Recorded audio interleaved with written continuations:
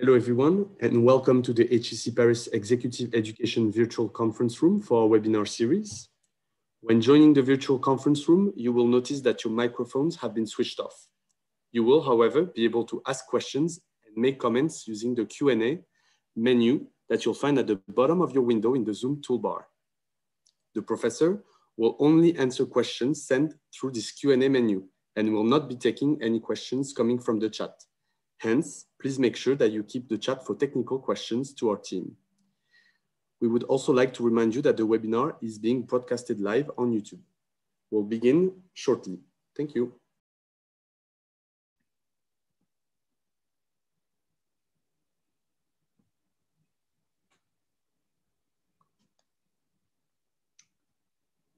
Ladies and gentlemen, hello, warm welcome, and thank you very much for being with us today.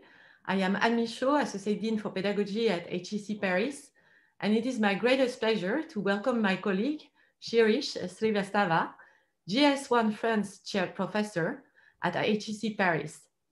Shirish's rich experience includes coaching senior executives on issues related to managing technology, and his research has been published in several international research journals. It includes e-government, services sourcing, technology-enabled innovation, artificial intelligence, open source, Technostress, and social media strategy.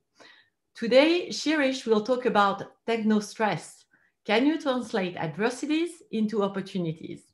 I think this is a topic that should particularly resonate for most of us in the current context. So a great thank you, Shirish, for accepting the invitation to speak today, and a warm welcome to you. The floor is yours.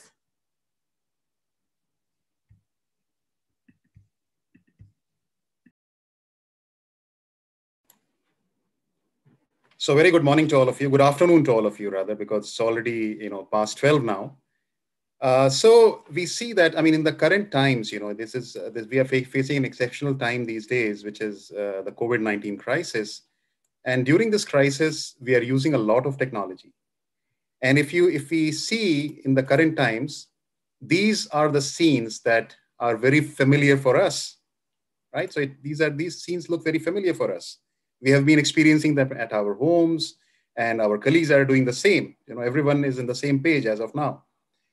So COVID-19 has definitely precipitated many aspects of technology, especially intrusion of technology into our daily lives. So there is hardly any distinction between work, personal life, play. Everything is through technology, right? So this is one of the major changes that we have been experiencing in the last 1 year or so. But Technostress as a subject has been there for quite some time. So I would like actually for you to choose one of the following three options about Technostress, because this is one of the topics that we'll be discussing today. And also this topic has influenced us a lot, in the past 1 year. So which of these, options, describe your situation since the onset of COVID-19? So your technology-related stress has decreased, remained the same as in the pre-COVID times, or has increased? So I would like you to answer on this poll, which is in front of you.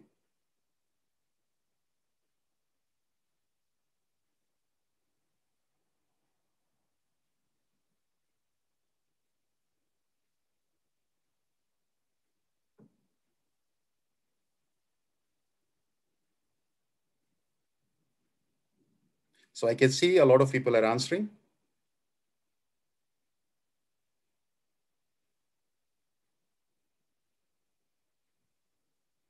Yeah.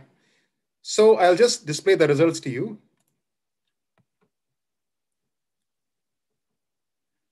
So what you're seeing now is that 57% of you have said that it has increased. For many of you, it has remained the same. And the surprising 10% for you who have shown a decrease in technology-related stress. So maybe it is because you are using less technology now for some reason. It is possible. But here, what I see is that it remained the same for many of you as compared to the pre-COVID times. This is quite interesting because it means that even during pre-COVID times, you had high stress levels because of technology, which means that this topic is definitely of great salience to you. So let me proceed a bit further on this topic. So let's try to understand what Technostress is all about. What is the topic we are talking about, right? So Technostress is basically the stress that you experience due to the use of technology in your personal and professional lives, right? And it refers to a lot of different things. It refers to when you are actually having, pressure linked to technologies, which is forcing you to work longer, faster. You have to learn new skills. And also you have to think every time about the shadow of obsolescence, that these technologies are getting obsolete. So this is something which is inevitable for us. It is something that we are living in the current age. Technostress is something that is inevitable. But we have seen prior research on stress, not technostress, but stress research in management, which says that mild amounts of stress may actually be beneficial for the performance output of employees. Now, this is the strand of research that we tried to develop. What we did was we tried in our research program, we first of all theorize, we identify and examine the conditions under which the technostress creators or these stimulants of technostress may be leveraged for positive influence on task-related outcomes, such as productivity, innovation, and other job-related outcomes. So the basic question that we answer in this research program is, can we orchestrate certain conditions to leverage technostress creators, right? Which is of great interest to all of us because we are so much surrounded by technology-related stress. So in this seminar, what we intend to do is we have already appreciated actually the importance of understanding technostress creators in the current work-life scenario. We will also try to understand how and why technostress creators may have negative or positive influence on performance outcomes, both the influence, how it actually generates these influences. We further try to unpack these technostress creators, the different types of technostress creators. We try to understand them, what are their characteristics, and it provides us, an opportunity for laying down a more nuanced strategy for using these technostress creators. And finally, we'll come with some actionable strategies for leveraging technostress creators. And these will be based on the findings, of our research, that I'll be sharing with you. So I'll not really go into a lot of gory details of the research, how it was done. I'll just talk to you about the key findings, which I think you will be interested in and how to use them. So first of all, let us try to understand what really happens in terms of when we are faced with any stressor, not only techno-stressor, but any stressor. Whenever we are faced, we basically, try to appraise that. So once we face a stressor, or any employee faces a stressor, the stressor undergoes through a process of appraisal. And during this appraisal, we weigh it. I mean, there are a lot of theories. Again, I'm not discussing those scoping theories. But when we are faced with a stressor, based on the resources we have, we may either classify this stress as a negative stress or a hindrance to our job, because it is something that is obstructing. It is a stress. I don't want this stress, so it is a hindrance to me. The second way in which I can look at the stress is basically having a positive approach to the stress. I view this stress not as a hindrance, but as a challenge, which will help me achieve or learn something new, or maybe do something different, right? So that's another approach, to the appraisal of a stressor condition. And this is what we call as eustress. So negative appraisal is called distress, and positive appraisal is called eustress, or good stress, or bad. I mean, this is what we are interested in. So there is a recent paper in 2019, which talks about technology-related eustress and technology-related distress, and how or what the organizations and individuals can do to lessen or minimize the impact of technology-related distress and enhance the technology-related eustress or techno-eustress. And this is the strand of literature that we'll be building on in our discussion and trying to explain you conditions and things which might actually help you in your professional life or organizing in your organization. So let us go further on this topic. So as I said, the aim of this talk, or in this, in this discussion that we are having, we'll be looking at what lessens the impact of the stress appraisal, which is how we can actually lessen techno distress and how we can enhance techno eustress. Now, for understanding this, let us try to, and what I'll do in the next few minutes, I'll try to connect each of these technostress creators. So these technostress creators are constituents of technostress that we experience. So technostress is not one thing. It comprises 5 different components, in the literature. And these 5 different components signify different things, which may have an impact in a different way, right? So these together, result in what we experience as technostress. So in this, next, few slides, I'll try to explain each of these technostress creators and also related to the recent research we have done to show how it impacts the performance outcome, especially we are looking at innovation, employee innovation. So first of all, let us look at techno overload. Now, techno overload is when people, are, forced to work faster and forced to work more, right? So that's what techno overload is all about.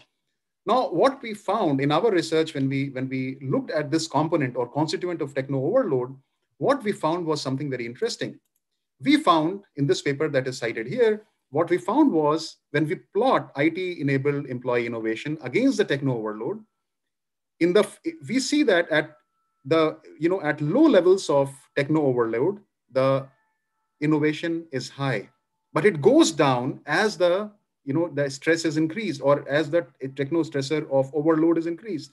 Okay, and gradually we see at the end, if you see, the curve is rising up. So it's a U-shaped curve, not an inverted U-shaped curve that we had expected. We were expecting that it'll be like a point, and then it'll go down, but it is not like this. And the reason for this particular kind of a curve is the fact that when techno overload increases a bit, the organizations are not really preparing for it. They have not provided the resources to the employees. But when it starts rising a bit higher, the employees themselves, armed with different resources, they work out processes which can help them, carry or, sustain this techno overload. And also organizations provide a lot of support. So here from this slide, we see that for this techno overload component, organizations need to be conscious of this and need to provide resources to employees as the techno overload is increasing, right? Similarly, techno invasion, which is the second component.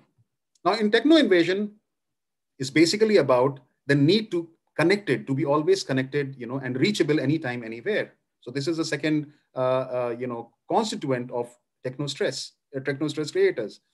Now here again, similar to techno overload, we found a similar thing that, when it increases a bit, there is a decline in the performance, in the employee innovation. But when it goes, beyond a certain limit, a point of inflection, which is the bottommost point here, it actually starts rising up again, which again has a similar kind of a logic that organizations are putting in support when you are actually increasing your stress or techno invasion to a large extent. So they work out functions, they have definite procedures for work from home and so on, right? So this is the reason here.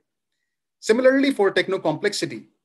In techno complexity also, which is about, that there is a lot of changes in the computer systems and, the employees must either update their skills or seek technical help because there is so much of interconnection, there is so much of linkages across different systems. So they need a lot of help to deal with the complexity.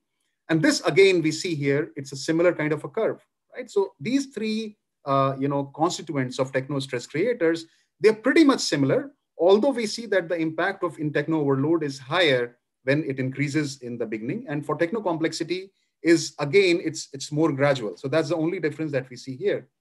But now is the interesting thing which comes in. In the next techno stress creator, which is about techno insecurity.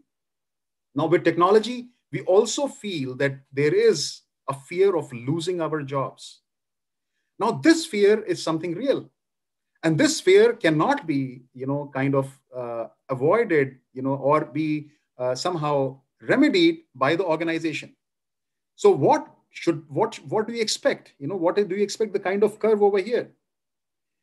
Now here, the curve is very different. What we see here, that it goes down. It doesn't go up at all. What does it imply? techno uncertainty, or sorry, techno insecurity is something which is always has a downward trend on innovation. So if you have employees who are constantly fearing that they're going to lose their jobs, they won't be able to innovate, right?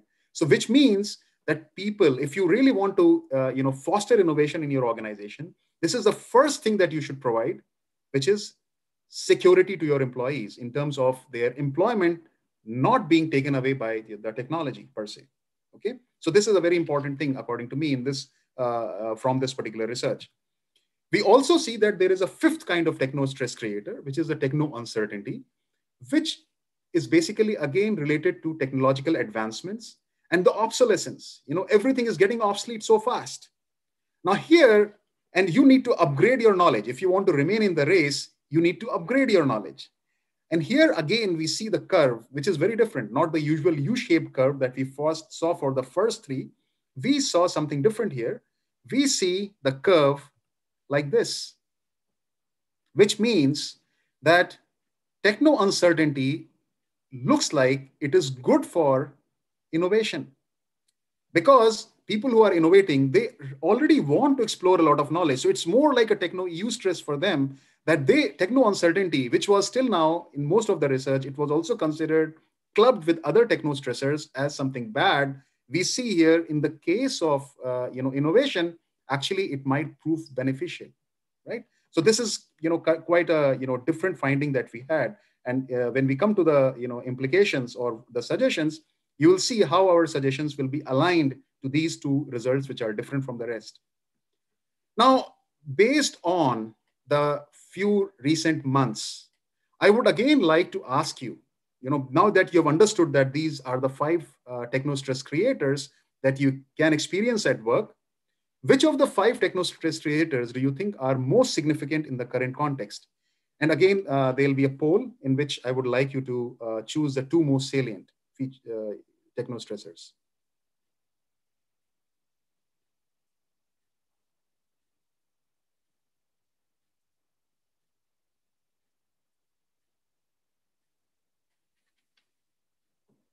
So I see that a lot of people are responding.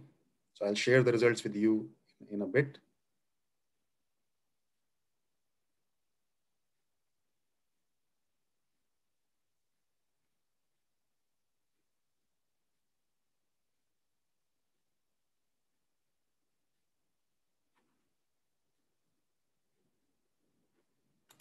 Okay, so what do I see here? Now I can share the results with you.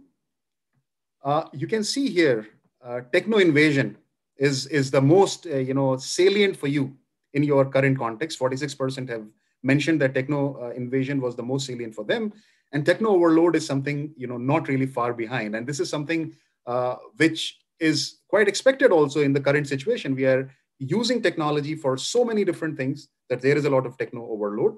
And techno invasion, I think we are all juggling our personal lives and professional lives through the use mediated by technology. So techno invasion is definitely something which we have to be concerned about.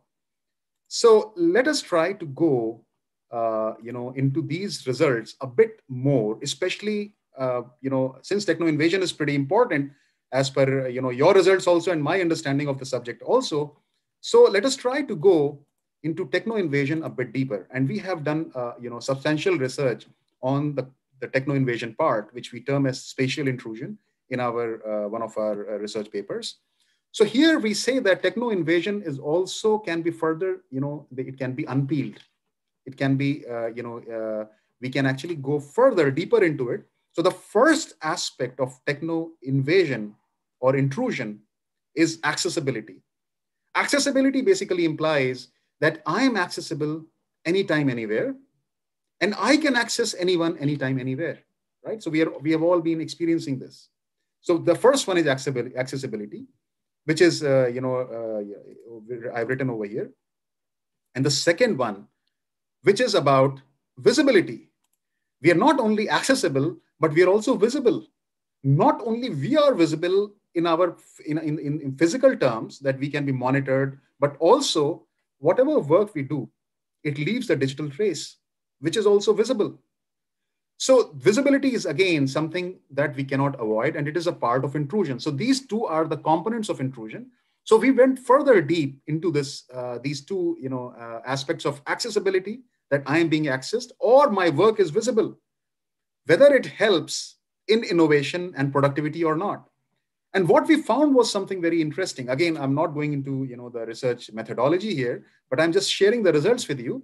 And I mean, there are some research papers you can probably refer, and I think you will have access to them after the talk. What we see here, that accessibility positive improves employee innovation, and so does the productivity. So it has a positive influence. Accessibility is something which is desirable. Although we feel that it is not really good for us that we are accessible anytime, anywhere. Maybe at a personal level, it is not good for us. But for the productivity of the organization, it actually has a positive influence on both innovation and productivity. Innovation, because if you have some idea, you think about it. And if you know that this idea I can build on this idea on someone else's idea who is working on the topic, I don't have a barrier of time. I can actually reach out to that person immediately. In contrast to this, visibility has something which is very different. Now, visibility is negatively related to employee innovation. And this was something very interesting, which set us thinking, what is really happening over there? Why is visibility negatively related to innovation? And this is when we dug deeper into the literature, what we found was that visibility is an aspect, and actually innovation is an aspect where a lot of people do things which are different from normal, which are deviant. I'll not call it deviant behavior, but I'll call it creative deviance, which is a behavior which is different from normal, not the usual behavior. And for this, you need your own space. You need your private space. That is why visibility is actually hampering innovation. So, if you go back, I mean, there were, times when people talked about, glass offices. If you want more innovation, you should share ideas. So sharing ideas is one thing, but also you don't want to expose, your half-cooked idea, your unprepared idea. And that's what is hampering innovations. In our study, we found that actually visibility is negatively related to innovation.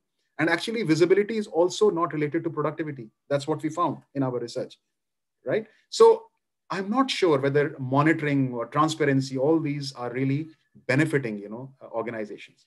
Accessibility, yes. Visibility, no. So that's a kind of, implication that we have from our research. Now, after this, we also, I would also like to share some, research results that we had when we looked at individuals' personality traits. If you remember in the first part of the talk, we talked about the appraisal. It depends a lot on the individual that how the stressful situation will be appraised. Now, it depends a lot on who I am, right? And I am basically comprising of 5 different personality traits. I mean, this is one of the models that we use, which is called the Big Five in, psychology literature or in organizational behavior literature. And what we looked was that we were trying to assess the impact of these personality types on the appraisal process and consequent, result of Technostress on them, right? So that's what we were doing in this particular paper. And we were looking at Technostress creators and their impact on job burnout and job engagement. Job engagement is a good thing. It's a positive thing. And job burnout is something we don't want because it's very dysfunctional. And we found that Technostress creators are positively related to both. But when we went, deeper into the moderation or the interaction effect of the, the Big Five personality traits, we found something very interesting. We found that the openness trait and the extroversion trait, being extrovert or being an open person, actually augments. So being openness augments the positive influence of Technostress creators on job engagement. Extroverts, for them, extroversion reduces the negative influence of Technostress creators on job burnout. So there is a positive influence of these 2 personality traits. Whereas there are 2 personality traits which are not desirable for stressful situations, especially when there is a lot of Technostress.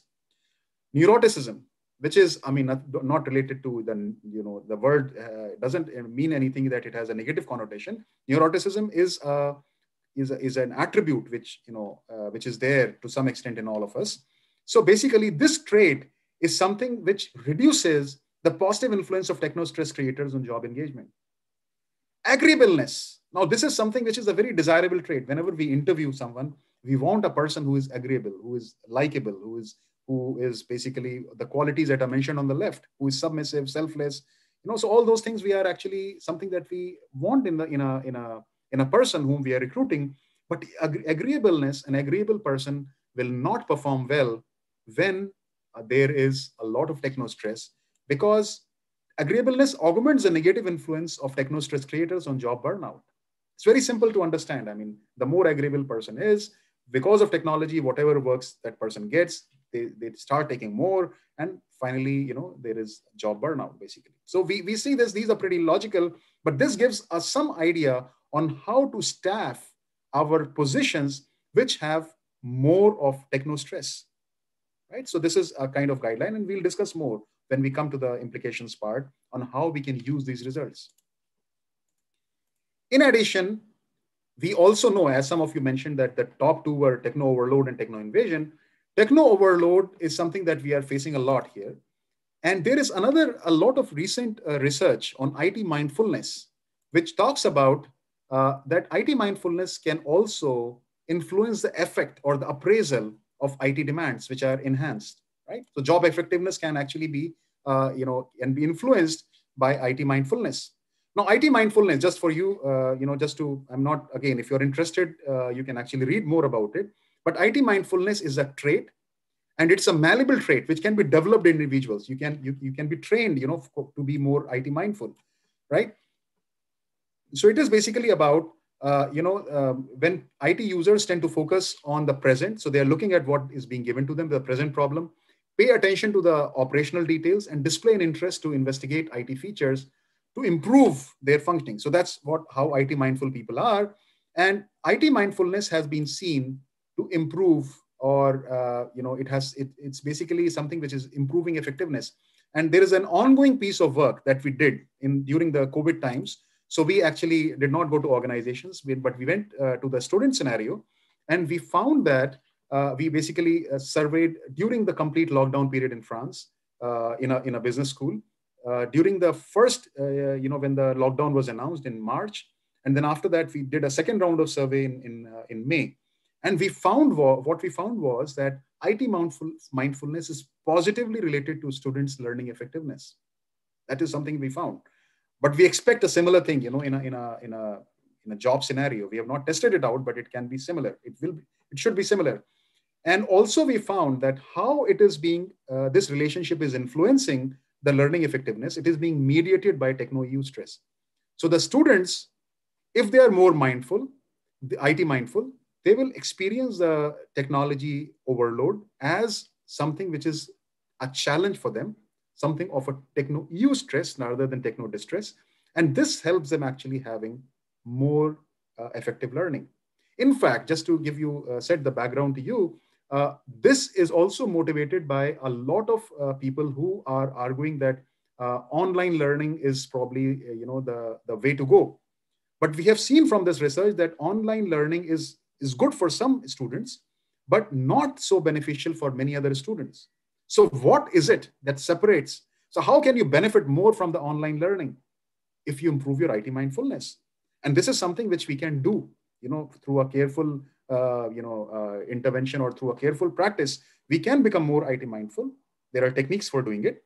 And then probably you can reap the maximum benefit from online learning. So this, I think, research also has implications for, the academic scenario. Now, let us try. Now that we have understood some of the things that in this short time, I've tried to walk you through a lot of different concepts.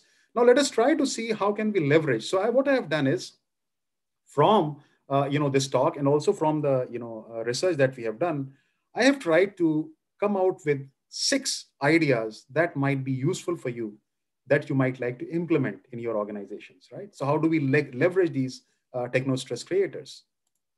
So the first one is that somehow you have to understand that technology needs to be positively appraised. Technology is not always distressful or stressful, so as to say. I'll not call it stressful, because stress can mean eustress as well as distress.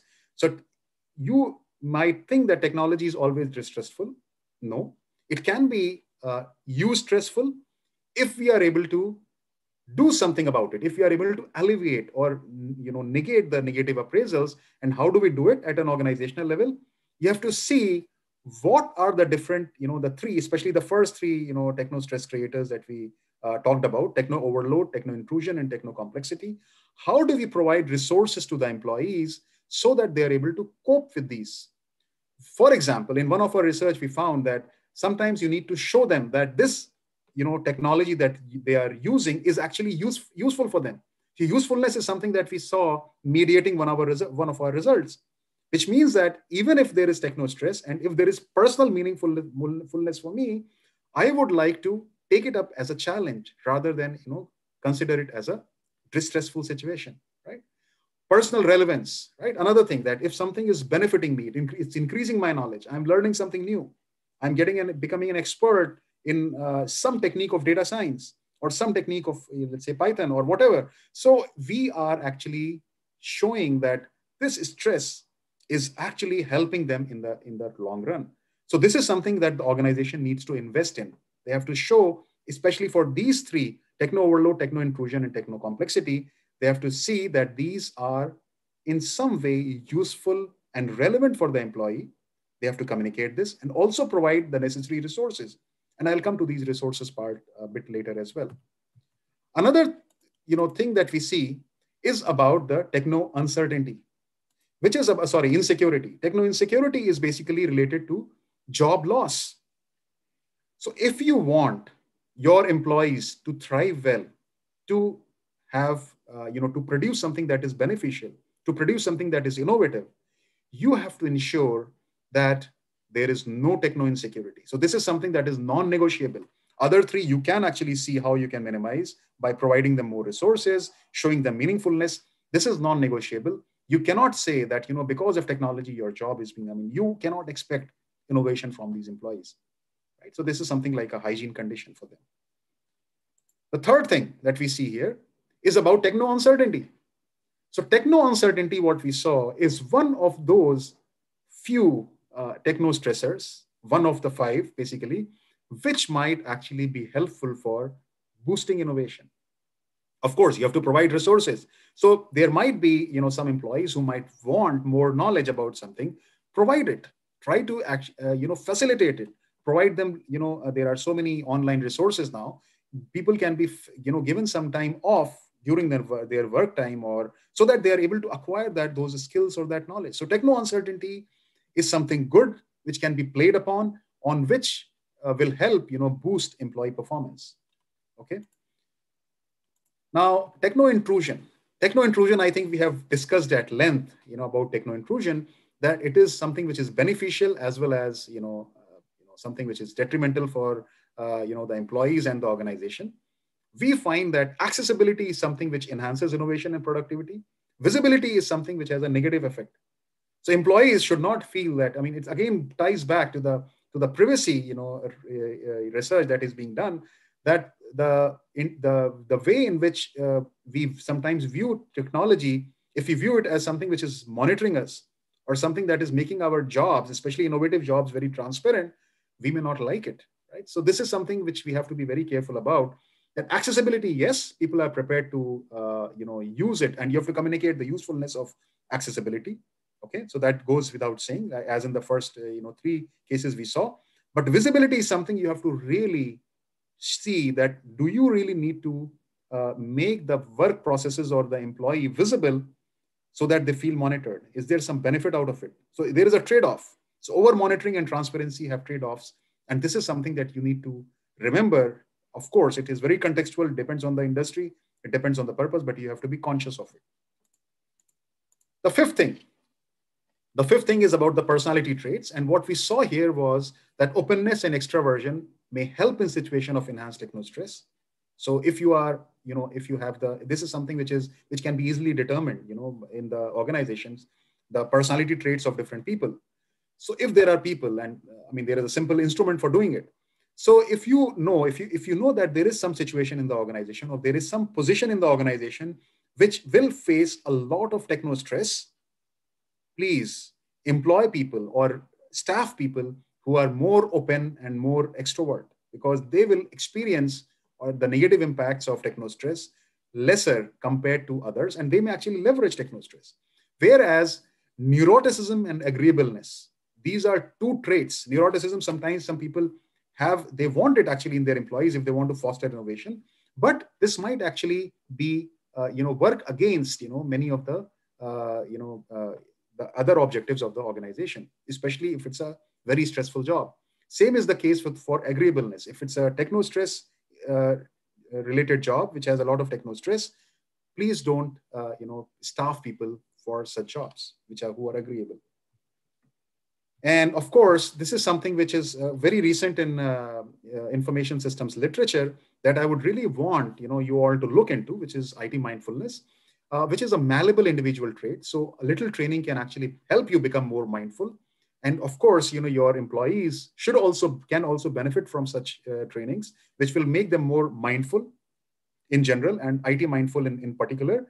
And this will definitely help them appraise the technology related stress as EU stress as compared to techno distress, which is bound to improve their work effectiveness. So this can be one of the kind of programs which the company can have for going further on this agenda of diminishing the negative impact of techno stress. So I know this was like the time was quick and we had a short kind of seminar, but I thought let me just summarize what we started with and what we have achieved. So we started with this topic of technostress creators and technostress, which is kind of inevitable in the current scenario.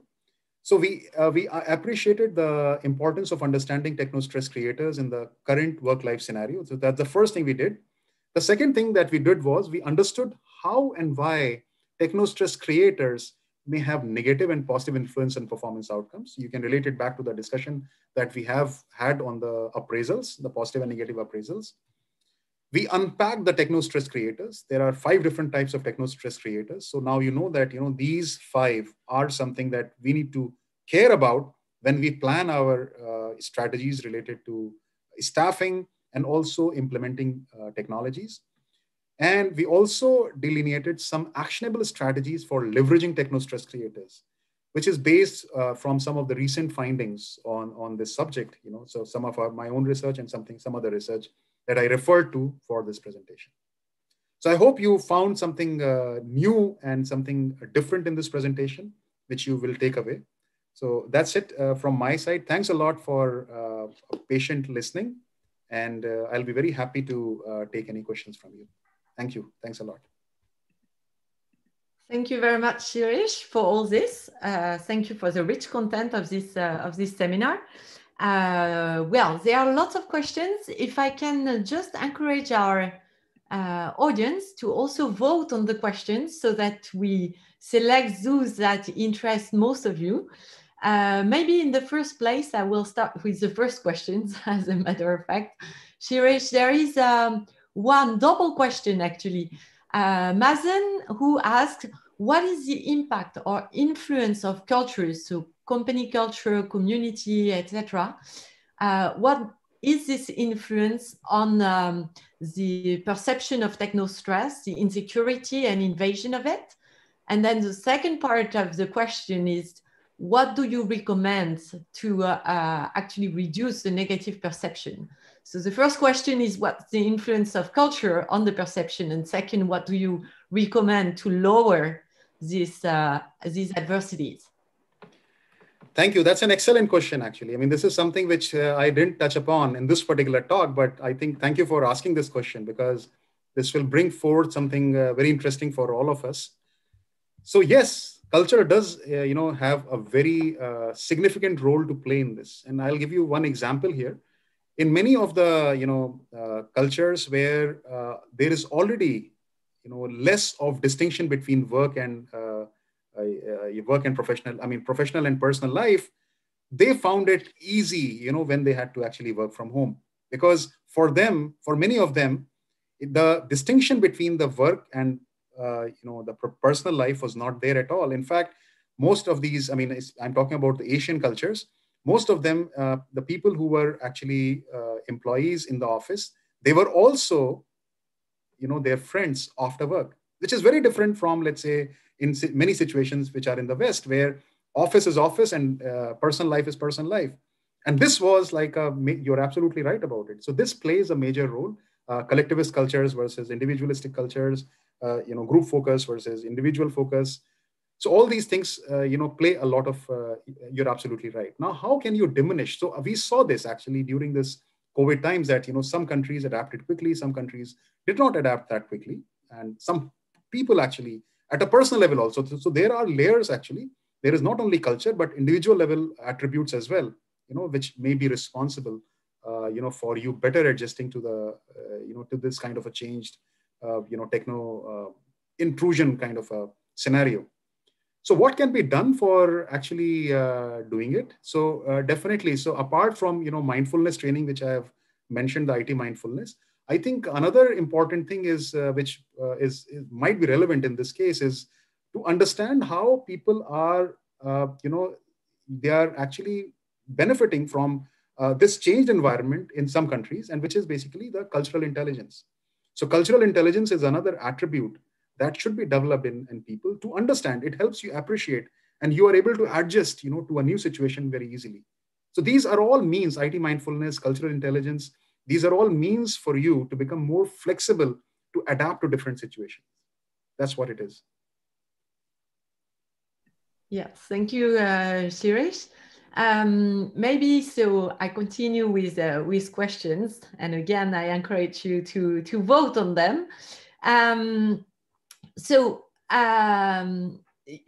There's one question from Judo who asks, technology, does it force people to innovate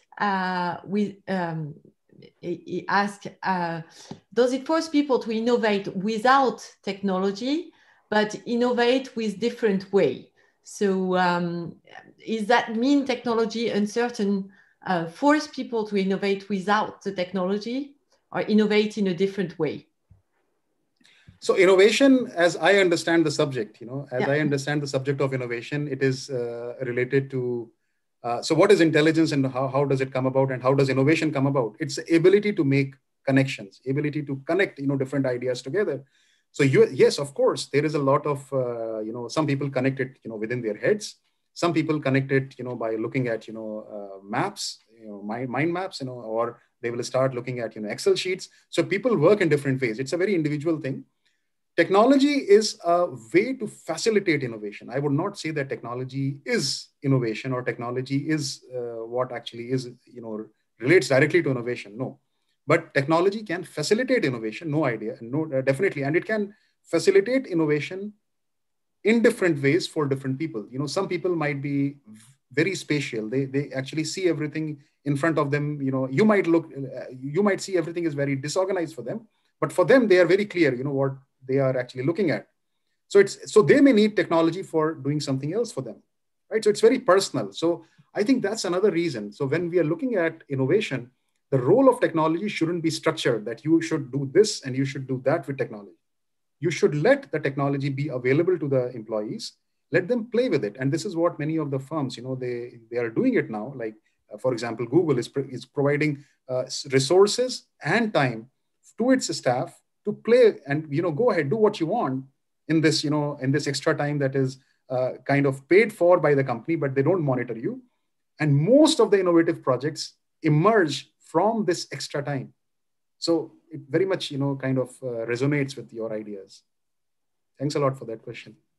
Yeah, and then we have maybe a question that you think is related to this. So there's one that says, well, you looked at the impacts of Technostress on innovation. However, what is the impact of Technostress on corporate agility? Corporate agility is dependent not only on technology or Technostress per se. It is a host of different factors which might be responsible for agility. So agility is more related to processes per se in the organization rather than the technology per se. Technology again is an enabler there. So it depends what practices you are actually inculcating in the organization, which might kind of either inhibit or enhance your agility. So that's again, from what I understand of the question, that Technostress may not be, I mean, of course, I mean, if you are overloaded with,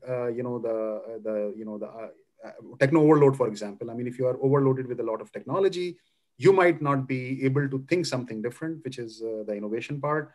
Agility also, you might not be forced to do something, because agility sometimes, if I understand correctly your question, then agility is also linked to somehow me having a freedom to choose a different process from from what is being done in an agile way, which probably might also be restricted. So in that way, probably yes, too much of technology might actually not be good for agility.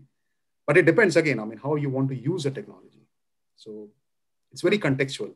That's what I will say. Right. Another question that is maybe a little bit of a stereotype as well, but we can probably enlarge it. There's Claudia asking, there are employees based on age, so older employees that may have more trouble catching up with technologies.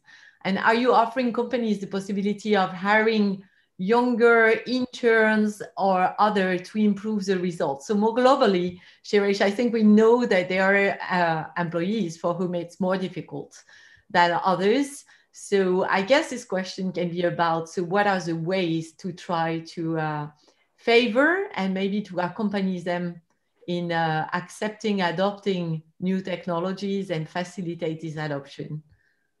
Absolutely. I think that's again a very relevant question, because we are, I mean, not only, I'll not say that only older employees face problems with new technologies, even the younger ones, because the younger ones have a different problem. Basically, they are so much into one kind of technology that from switching from one technology or one platform to another one is very difficult. So there are challenges with both. So if you don't, in fact, if you look at, if I don't have any knowledge about technology, so you introduce me to something, I'll probably be able to pick up, although my ability to picking up new technologies might be different if I'm old.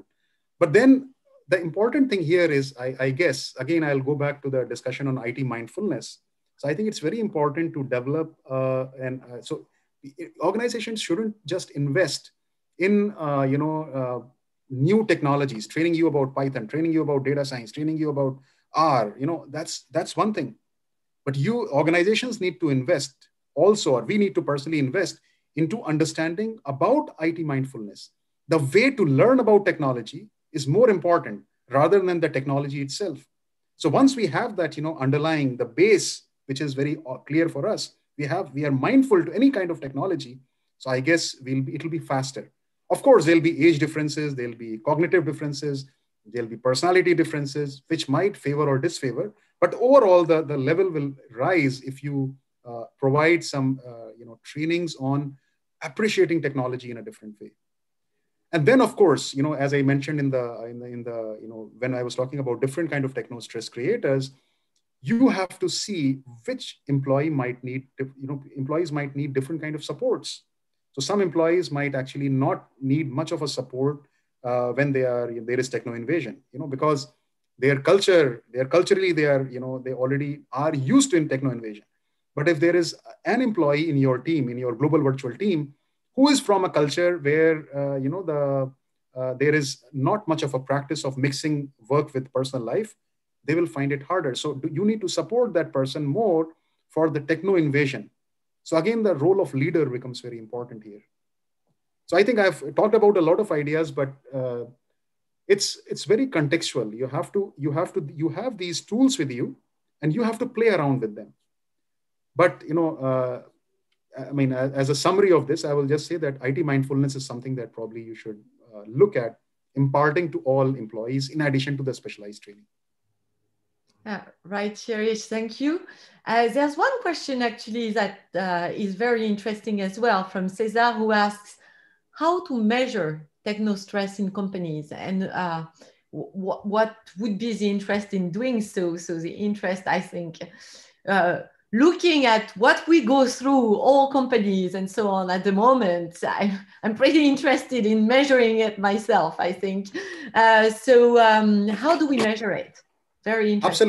Absolutely, Cesar. I guess your question is again an excellent question, because I think when we think about new ideas, we want to actually implement them and measure them. And yes, you can measure them. I mean, I have in my research, I have measured Technostress. That's why how we have come to the different results. It's all, so yes, you can, there are certain instruments that you can use. Instruments, by instruments, I mean certain questionnaires that you can actually use in your, in your organization, like a climate survey, something similar to that.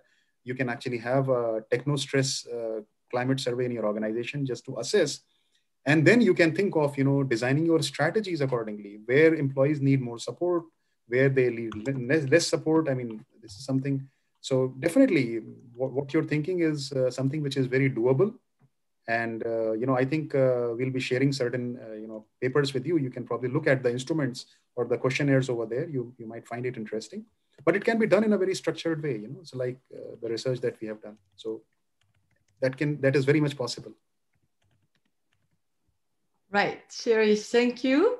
And maybe a last part, because time is almost up. So the last one, there are two questions actually that are related that are very related. One that asks Victor asking, to what extent do you think that the ergonomy of the digital workplace can help to reduce techno stress? And the other one from Belkis, who asks more generally, what are the good examples of resources that organizations put in place to reduce techno stress? So first part is ergonomy, and second is more generally, what can be put in place to reduce it? Absolutely. Very interesting question. And again, I think I'll not tell you anything new. I'll just, kind of connect the different ideas that I've already talked about. Ergonomy, definitely. So you can sense from this, from the discussion that we had, if you want more innovation, you want to make people accessible, but not visible. So what do? You put them again not in glass cubicles, but you put them in, something that where they have their own private space, So that's, I'm just giving you one suggestion based on the, reducing the techno intrusion for them, for the employees. It's not only about, so then the other thing is about, you can also provide the resources in terms of, so as I said, if somebody is not able to, let's say, handle that kind of a load, then you have to provide support. Maybe you can have you have a process in place where you have a mentorship program, that if some new technology is being implemented, you have certain mentors or some, let's say, champions of that technology that the person can reach out. It's a very simple thing to organize. People will be, people are already doing it informally, that if I don't know about, let's say, doing how to use Excel, I'll go to my friend and in the company and ask him, how do you do it? How do you, add this? How do you subtract this? We all do this. But can you actually put this in practice? You have a, a buddy or a mentor in place. So, simple non-technological solutions may also work. Technological solutions, you should provide them certain training, some basic training in something, so if to, understand, these technologies better, rather than, going into those technologies without, any kind of guidance, right? So, these are very simple things, but those are some kind of resources and some kind of ergonomics, that came to my mind, but there'll be many other examples, I'm sure. Okay. Well, thank you very much, Shirish, for this presentation and for all your answers. I see that a lot of people say great answer and so on. Maybe probably for those that are interested, I think it could be interesting in the feedback emails that we send a couple of articles maybe about your research about this, sure, that answer specifically some of these questions. So thank you again to all the audience. And thank you, Shirish, for all your insights. Definitely very interesting at this moment to share with us. So thanks a lot, and see you for our next webinar. Thank you very much. Thank you, Anne, and thank you everyone who was watching this webinar and also participated enthusiastically in having such insightful questions. So thanks a lot for this interesting experience.